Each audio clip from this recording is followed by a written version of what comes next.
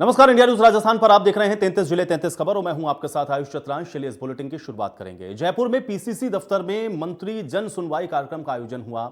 इसमें यूडीएच मंत्री शांति धारीवाल और मंत्री शकुंतला रावत ने जन सुनवाई की। इस दौरान उन्होंने फरियादियों की समस्याओं को सुना और समाधान के संबंधित अधिकारियों को निर्देश दिए।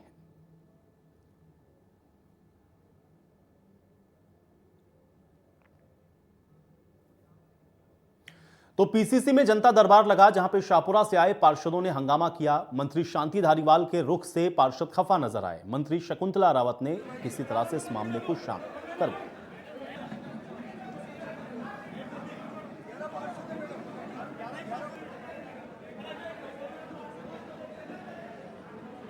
प्रशासन शहर की ओर का जो अभियान चल रहा है, मोटे तौर पर पट्टों की शिकायत है कि एकदम पट्टा नहीं मिल रहा, पट्टा नहीं हो रहा है। उनकी जांच करवाते हैं, किसी की दरखास्त आती है, कुछ विकास के कामों की दरखास्त आती है कि साहब विकास के काम करवाए जाए हमारी अलग कुछ और आपस की झगड़ों की समस्याएं आती है, उसको भी जो है अधिकारियों की शिकायतों की समस्या आती है, इसी तरह की समस्या है। उसमें एक विभाग से संबंधित है, उसमें सभी विभागों की एप्लीकेशन हमारे पास आई है और कुछ चीज़ें तो ऐसी थी जिनका कि सिर्फ फ़ोन करना था हमें, तो उनको तो हमने तुरंत ही फ़ोन करके फ्री कर दिया, तो आदमी भी संतुष्ट हो गया। कुछ पुलिस के केस हो गए, चाहे पट्टे देने से संबंधित हो, चाहे जेल स्थान हो, और सभी डिपार्टमेंट की आई है। कोई भी डिपार्टमेंट ऐसा नहीं है जिससे संबंधित शिकायत नहीं आई, तो उनका कुछ का समाधान तुरंत कर दिया, कुछ का हमने सेक्रेटरीज को बोल दिया, फ़ोन कर दिया और उन व्यक्ति को वहाँ भेज दिया और उनका जवाब भी हमारे पास आ गया। धारीवाल जी 1 साल से हमारी सुनवाई नहीं कर रहे। चेयरमैन की जांच चल रही है, उस जांच को आगे नहीं बढ़ा रहे हैं, रोक रखी है, इसलिए तुरंत जांच करके चेयरमैन को निलंबित किया जाए। एसीबी में उसके खिलाफ मुकदमा चल रहा है और डीएलबी 1 साल से रोक के रखा है धारीवाल जी के खिलाफ।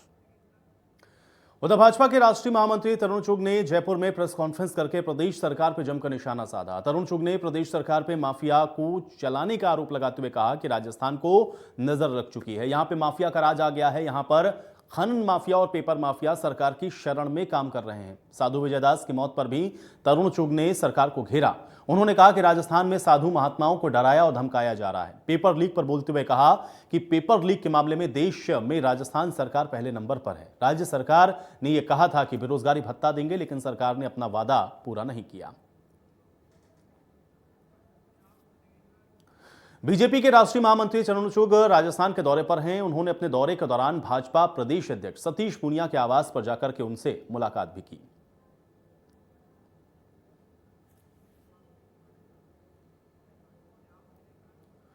मानव अधिकार आयोग के अध्यक्ष न्यायमूर्ति गोपाल कृष्ण व्यास ने बालाजी महाराज के दर्शन करके उनकी विशेष पूजा अर्चना की है। न्यायमूर्ति गोपाल को मंदिर में पंडितों ने चोले का तिलक लगा करके माला पहनाकर उनका स्वागत किया। पंडितों ने मनौती पूरी होने का उनको आशीष भी दिया। अध्यक्ष ने मंदिर ट्रस्ट के माथुर से मंदिर के जीर्णोद्धार की जानकारी भी ली है। इस दौरान उन्होंने मंदिर नवनिर्माण और व्यवस्थाओं पर खुशी जाहिर की है। मंदिर प्रबंधन ने मानव अधिकार आयोग के अध्यक्ष को प्रसादी भेंट की है। तो आपने कस्बे की व्यवस्थाओं को लेकर यहाँ पे निर्देश दिए थे, उसको लेकर काफ़ी हद तक व्यवस्थाएं सुधर गई, लेकिन अभी इधर साइड का जो प्रशासन है करौली जिले का, उसने व्यवस्थाओं में सुधार नहीं किया, इसको लेकर। देखिए, मैं सबसे पहले मेहंदीपुर बालाजी महाराज को नमन करते हुए मैं आशा करता हूँ कि सब लोग प्रशासन इसमें काम करेगा और करौली वाला जो है उसको भी मैं जाके देखूँगा। और पिछली बार से मैं जब आया हूँ कुछ अच्छी व्यवस्था हुई है, और भी व्यवस्थाएं होंगी, आप नियमित रूप से हमें बताइए। मानव अधिकार आयोग आप सबकी जो समस्याओं को सुनकर निवारण करता रहेगा। आप तीसरी बार यहाँ आए, कैसा लगा? मैं तीसरी बार नहीं, मैं करीब चौथी 5वीं बार आया हूँ। मैं 13 सालों से आता हूँ। पहले मैं इंस्पेक्टिंग दे रहता था जब आया करता था, लेकिन मुझे यही है, पता नहीं क्या ये खींच के ले आता। महेंद्रपुर बालाजी मुझे बार बार खींच के बुला लेते हैं। पिछली बार जब आया तो मैंने देखा बहुत स्थिति गंभीर थी, तो उसके बारे में मैंने बात की प्रशासन से और मैंने खुद ने कॉन्फिडेंस लेकर काम किया, लेकिन मैंने नहीं किया ये महेंद्रपुर बालाजी ने किया। और आगे भी मैं आपको विश्वास दिलाता हूँ, जो भी अव्यवस्था होगी उसको ठीक करेंगे और प्रशासन को कहेंगे, पुलिस को कहेंगे और मैनेजमेंट को भी कहेंगे। सर, बिजली विभाग की तरफ से जो लगातार स्पार्किंग होती है, लगातार हादसे होते हैं मंदिर के आसपास। हाँ, अभी 2 हादसे सामने आए हैं, तो उसके बारे में क्या कहना? देखिए, हादसों के बारे में आपने अभी जानकारी दी है, हमारी नॉलेज में आएगा कोई हादसा तो उसमें हम निश्चित रूप से कार्रवाई करेंगे। खबर जोधपुर के लूनी से है, जहां पे शिकारपुरा में संत राजाराम जी महाराज की 79वीं पुण्यतिथि के मौके पर आरसीए के अध्यक्ष वैभव गहलोत ने संत राजाराम जी महाराज के दर्शन किए और खुशहाली की कामना की। इस दौरान उन्होंने गद्दीपति महाराज दयाराम महाराज से आशीर्वाद भी लिया। इस मौके पर उनके साथ बाल संरक्षण आयोग की प्रदेश अध्यक्षा संगीता बेनीवाल, लूनी विधायक महेंद्र सिंह बिश्नोई समेत कई कांग्रेस के कार्यकर्ता रहे। संत राजाराम जी महाराज के दर्शन करने से पहले वैभव गहलोत दुर्घटना में मारे गए मौसेरे भाई बहन के घर भी पहुंचे और उन्हें श्रद्धा सुमन अर्पित कर परिजनों को ढांढस बंधवाया। इसके साथ उन्होंने राज्य सरकार से हर संभव मदद का भरोसा भी दिलाया।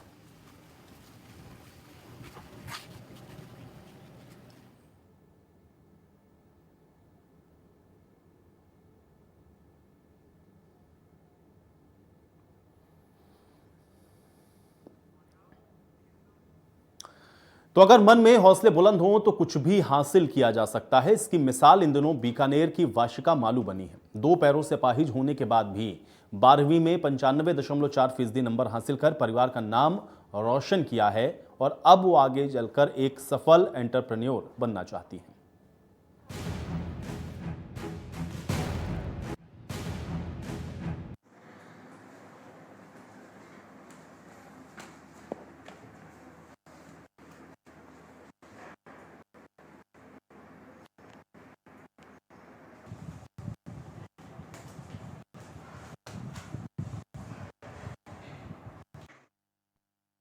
तो वाशिका मालू जिनकी तस्वीरें आप इस समय देख रहे हैं, ये किसी के लिए भी प्रेरणा के लिए एक मिसाल बन सकती हैं, क्योंकि दोनों पैरों से आप देखिए दिव्यांग होने के बाद भी इनके हौसले कम नहीं हैं और 95.4% अंक हासिल करके अब ये एक सफल एंटरप्रेन्योर बनना चाहती हैं। अपाहिज होने के बावजूद भी जो हौसले हैं वो बुलंदियों पर हैं और 12वीं में 95.4% नंबर वाशिका मालू ने लाए हैं। हनुमानगढ़ के भादरा में 3 साल से चल रहे ग्रामीणों के आंदोलन को पुलिस ने जबरन खत्म करवा दिया। ये सभी लोग बीते 11 जुलाई को हुई गौ हत्या को लेकर धरने पर बैठे थे। पहले डीएम और एसपी ने धरना दे रहे लोगों को समझाया, लेकिन दोनों पक्षों के बीच में बात नहीं बनी तो फिर पुलिस ने लाठी चार्ज करके इनको खदेड़ दिया और इनके टेंट को भी उखाड़ फेंका।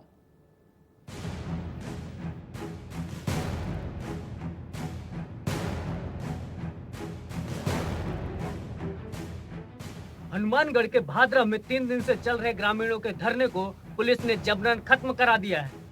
भारी संख्या में ग्रामीण गांधी बड़ी में धरना दे रहे थे। धरने की वजह बीते 11 जुलाई को एक घर में गौ हत्या को माना जा रहा है।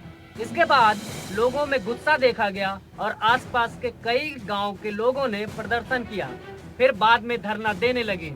पुलिस ने 11 जुलाई को 6 लोगों को गिरफ्तार किया था, लेकिन धरना दे रहे लोगों का कहना है कि पुलिस बाकी लोगों को पकड़ने में देरी कर रही है।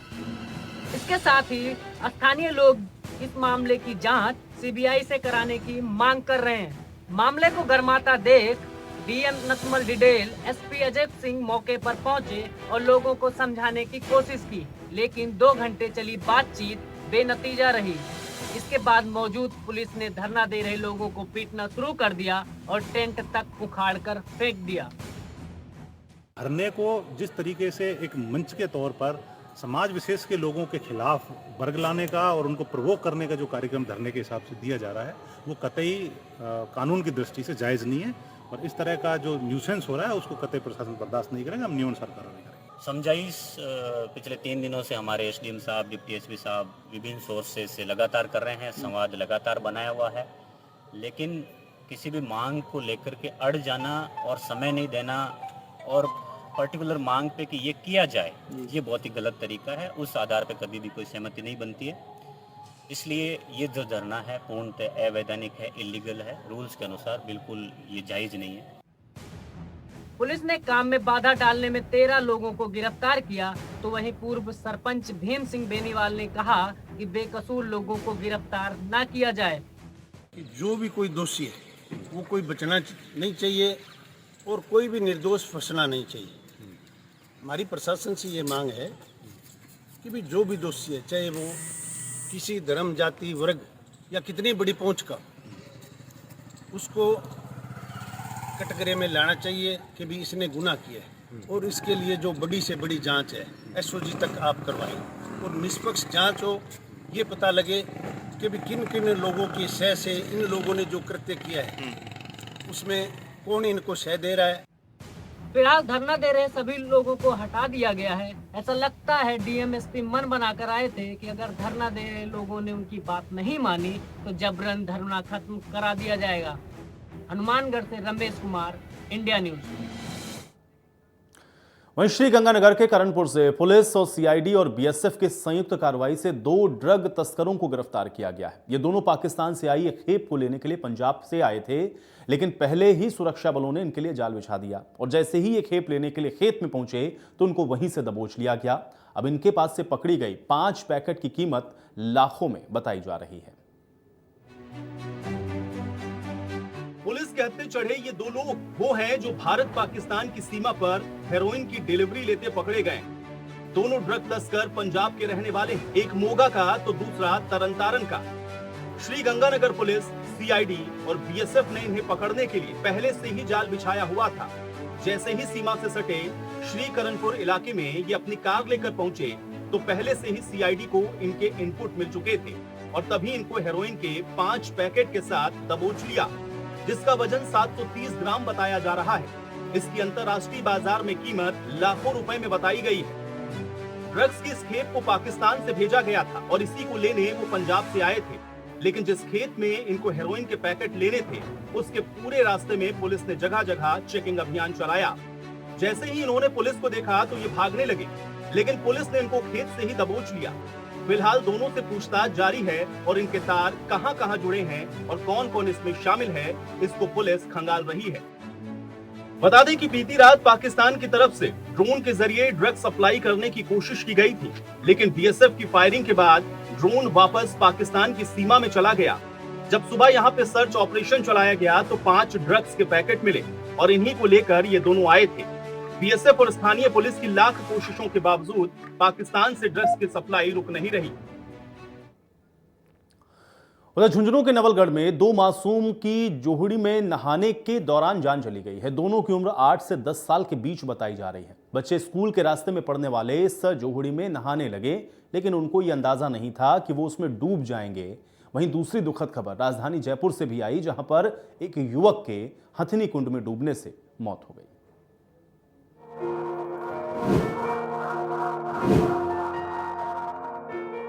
झुंझुनू के नवलगढ़ में उस समय सनसनी फैल गई जब मासूम नहाने के लिए गए और उनकी मौत हो गई।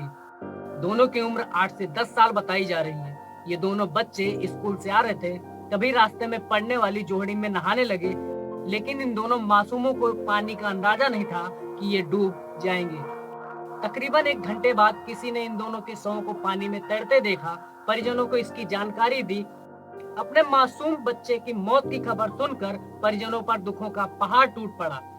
आनंद फानन में अस्पताल में दोनों को ले जाया गया, लेकिन तब तक काफी देर हो चुकी थी। आज जो कुमास गांव में जो तालाब का काम चल रहा था उसमें 2 बच्चों की जो दर्दनाक मौत हुई है वो बहुत ही दुखद है। और हमारे मेरे पास बोलने के लिए सब नहीं, क्योंकि छोटे छोटे बच्चे हैं, 8-8, 9-9 साल के। एक रितेश है, एक खुशवंत है। दोनों बच्चे की डेथ हो चुकी है। अभी मैंने जिला कलेक्टर महोदय से भी बात की है, तो जिला कलेक्टर महोदय ने भी कहा है कि आप प्रक्रियाएं पूरी कीजिए, जो भी मदद होगी, चाहे वो विधायक जी के लेवल पे हो, चाहे सरकारी स्तर पे हो, चाहे पंचायत समिति स्तर पे हो। वो अभी बीडीओ साहब, एसडीएम मैडम, सारे लोग, कलेक्टर साहब, सारे लोगों के पास सूचना पहुंचा दी है। वो जांच कर रहे हैं। जो भी पॉसिबल हो पाएगी वो मदद की जाएगी। और ऐसी घटनाओं को पुनरावृत्ति रोकने के लिए जो भी इसमें, क्योंकि बारिश का मौसम है, तो आप लोगों के माध्यम से मैं यही अपील करना चाहता हूँ सभी जनप्रतिनिधियों से, आम नागरिकों से, कि जो भी जोड़ बावड़ियाँ आसपास अपने हैं वहाँ ध्यान रखें। और जल्दी आज हम निर्देशित करेंगे कि ऐसी जगह खतरों के साइन बोर्ड भी लगाएं और पेरेंट्स भी अपने बच्चों का ध्यान रखें, क्योंकि इस समय हादसे बरसात में की संभावना बढ़ जाती है। बच्चे समझदार नहीं होते हैं, तो छोटे छोटे बच्चों को हमारा भी फर्ज बनता है कि हम समझाएं, क्योंकि आज एक ही परिवार के हमारे बिहारी जी मेघवाल जो कुमाऊं से बहुत ही अच्छे डिसेंट और काम करने वाले व्यक्ति हैं, आज उनके दोनों बेटों के, एक बेटे हैं, उनके दोनों पोते हैं, एक घर से 2-2 बच्चों के और इतने छोटे बच्चों के की डेथ होना बहुत ही दुख दर्द वाली घटना है ये। तो मैं तो ये कहना चाहता हूँ कि बाबा राम साहब पीर से यही अपील करना चाहता हूँ कि आने वाले दिनों में ऐसी घटनाओं की पुनरावृत्ति नहीं हो और हमारे क्षेत्र में सुख शांति बनी रहे। और इस परिवार को, जिसमें वैसे तो पूरी टीम माननीय विधायक महोदय के नेतृत्व में हमारे सरपंच जी और हमारे सारे गांव के ऊर्जावान लड़के सारे खड़े हैं, दुख की घड़ी में खड़े हैं, लेकिन इस दुख की घड़ी से निपटने की उस परिवार को संबल प्रदान करे ईश्वर। तो वहीं राजधानी जयपुर में एक युवक की नारगढ़ हथनी कुंड में डूबने से मौत हो गई। युवक अपने साथ नहाने गए कुंड में उतरा था, लेकिन अचानक से गहरे पानी में चला गया। साथियों ने उसे बचाने की कोशिश की, लेकिन उसे बचा ना पाए। सूचना मिलने पर सिविल डिफेंस की टीम मौके पर पहुंची और शव को कड़ी मशक्कत के बाद कुंड से खोजकर बाहर निकाला। पुलिस ने युवक के शव का पोस्टमार्टम कराने के बाद परिजनों को सौंप दिया। अपनों को खो देने पर परिजनों का रो रो कर बुरा हाल है। Bureau report, India news. वहीं श्रीगंगानगर के पदमपुर में धान मंडी मार्ग पे पंजाब नेशनल बैंक के एटीएम मशीन को उखाड़ने की कोशिश की गई। इस मामले में 2 आरोपियों को गिरफ्तार किया गया। चोरी की 2 बाइक भी बरामद की गई। अब लुटेरों के पास से लोहा और एक छुरा भी बरामद हुआ है। तो पदमपुर श्रीगंगानगर में लुटेरों के हौसले बुलंद हैं, जिन्होंने एटीएम को उखाड़ने की कोशिश की है।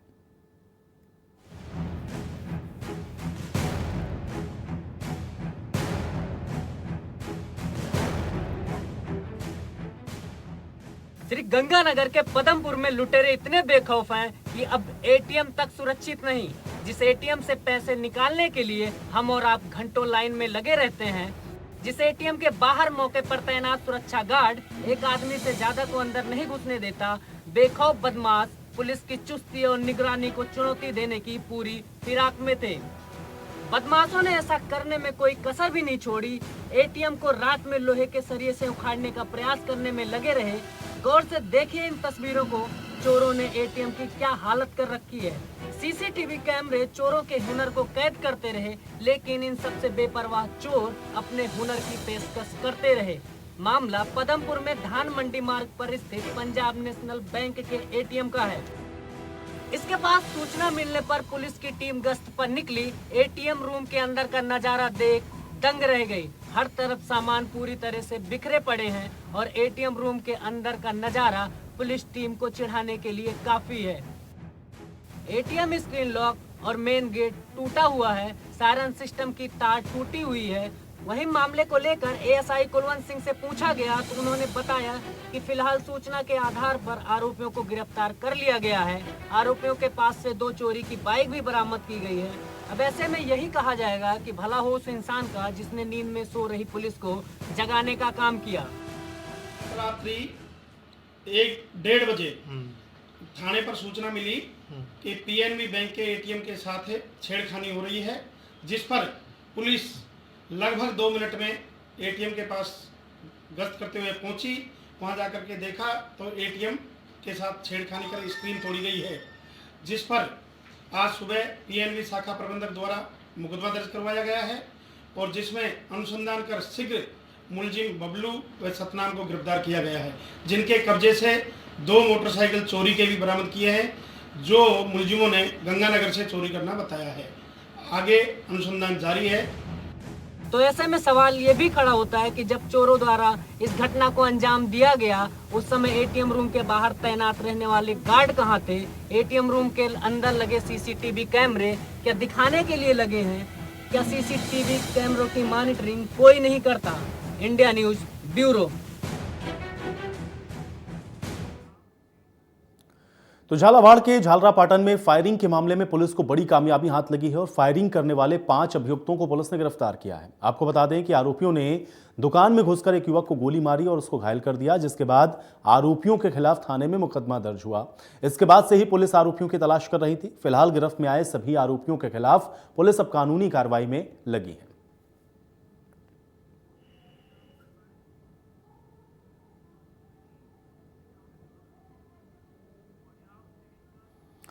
तो संत विजयदास की मौत का मामला तूल पकड़ता हुआ नजर आ रहा है। कोटा में राजस्थान जन अधिकार मंच के पदाधिकारियों ने कलेक्टर को राज्यपाल के नाम एक ज्ञापन सौंपकर दोषियों के खिलाफ उचित कार्रवाई की मांग की है। इस दौरान मंच ने चेतावनी देते हुए कहा है कि अगर उनकी मांगों को पूरा नहीं किया गया तो आने वाले समय में इसको लेकर के एक बड़ा आंदोलन किया जाएगा।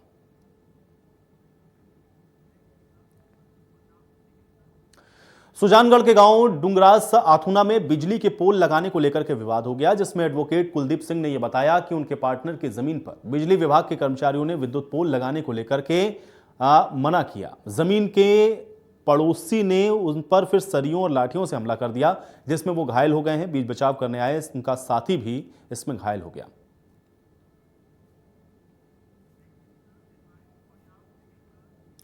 बाड़मेर के बालोतरा के वारिया गांव के रहने वाले एक फौजी जोधाराम ने वीडियो जारी करके प्रशासन से मदद की गुहार लगाई। इस वीडियो में गुहार लगाते हुए फौजी ने प्रशासन से यह कहा कि प्रशासन के द्वारा उसके मकान को हटाने के लिए कहा गया है। यह जमीन उसको नीलामी में बोली लगा करके हासिल हुई थी, लेकिन अब प्रशासन उसके मकान को हटाने को कह रहा है। ऐसे में पीड़ित फौजी ने प्रशासन से वीडियो के जरिए सिर से छत का साया नहीं छीनने की अपील की। परिवार को कोई बचा सके तो बचा, नहीं तो मैं मेरे सामने को मैं यहाँ खत्म हो रहा बॉर्डर में, मेरा परिवार खत्म हो रहा है। कोई मेरी मदद करनी चाहे तो यही और कोई मेरा सब मदद। उधर अजमेर की मसूदा पंचायत समिति के श्यामगढ़ गांव के आम रास्ते को श्री सीमेंट कंपनी ने बंद कर दिया। इसको लेकर ग्रामीणों में आक्रोश है। इसको लेकर के सरपंच समेत दर्जनों ग्रामीणों ने उपखंड अधिकारी संजू मीणा को लिखित में शिकायत की और रास्ते को खुलवाकर क्षतिग्रस्त रोड को सही कराने की मांग की। शिकायत में ग्रामीणों ने यह बताया कि इस रोड पर श्री सीमेंट ने पूर्व नियोजित योजना बनाकर भारी भरकम वाहन लाकर रास्ते को खुर्द-बुर्द करके बंद किया। अब जगह जगह पर रास्ते को तोड़ दिया गया है, जिससे श्यामगढ़ से कानाखोड़ा तक सड़क मार्ग का संपर्क भी टूट गया और ग्राम पंचायत मुख्यालय और आसपास के खातेदारी भूमि पर आना जाना बंद हो गया। हजारों राहगीरों को इससे भारी परेशानी का सामना करना पड़ रहा है। हमारे ग्राम पंचायत श्यामगढ़ से के पूर्व में वर्षों से ये सड़क बनी हुई है। इस पर स्वीकृति 50-55 लाख रुपए की खर्चा हो रखा है। इन पर पक्का निर्माण भी है, पुलिया निर्माण है, ग्रेवल सड़क है और ये रिकॉर्डेड है। इसको श्री सीमेंट ने अपनी मनमर्जी से 26/7 को जगह जगह इसको बंद कर दी गई है। इसको उपखंड लेवल पे ज्ञापन देकर हम ये चाहते हैं कि इसको तुरंत खुलवाया जाए ताकि ग्राम वासियों को राहत मिल सके। पंचायत श्यामगढ़ में श्री सीमेंट की मनमानी से सारे जो हमारी मुख्य सड़क जुड़ी हुई है, डेबरा बावड़ी नाडी राजुरे का बढ़िया झूठों का बढ़िया और सुहावा कान्ना खेड़ा खेता खेड़ा सभी की ये मुख्य सड़क है और हमारा प्राचीन शिव मंदिर है और श्यामगढ़ का किला है, उसका मुख्य मार्ग यही है। और हम प्रशासन से ये मांग करते हैं कि ये रास्ता तुरंत 24 घंटे में खुलवाया जाए। कोटेड है और 2 विलेजू ग्राम जुड़े हुए और आम रास्ता यही है और ये रास्ता नरेगा से बना हुआ और पुलिया पक्की पुलिया बनी हुई। ये लोग बोलते हैं कि ये हमारे लीज में, लेकिन ये रास्ता लीज में है या नहीं है। लेकिन हमारा आने जाने की बहुत परेशानी, हम जहाँ अगर इस रास्ते से नहीं आते दूसरे रास्ते से कम हमारे को 20 किलोमीटर साइड में चलना पड़ता है और ये लोग अपनी मनमानी कर रहे हैं और ये पता नहीं किस दमंग से ये हमारे को परेशान कर रहे हैं। हम लोगों ने मना किया तो ये लोग बोलते हैं हमारे। तो सुमेरपुर के तखतगढ़ में एक निजी वाटिका में चातुर्मास कार्यक्रम का आयोजन हो रहा है और चातुर्मास का यह कार्यक्रम अगले 4 महीने तक रहेगा। चातुर्मास का कार्यक्रम समस्त नगर वासियों के सानिध्य और सूरजकुंड धाम कुंभलगढ़ के गद्दीपति 108 श्री अवधेश चैतन्य ब्रह्मचारी महाराज और दंडी स्वामी ब्रह्मा श्रम जी महाराज के साथ 108 संतों के सनातन धर्म में आयोजित किया जा रहा है। चातुर्मास के 14 दिन में चातुर्मास स्थल पर विशाल यज्ञशाला में हवन आहुति के साथ महाआरती की गई। इसके बाद स्वामी ब्रह्मा महाराज ने रामायण का वर्णन किया। महाराज ने बताया कि जिस तरह से रामचरितमानस में मित्रता का और भाईचारे के मन में एक दूसरे के प्रति अपार प्रेम और त्याग की भावना का सजीव चित्रण देखने को मिलता है, ऐसा और कहीं नहीं है।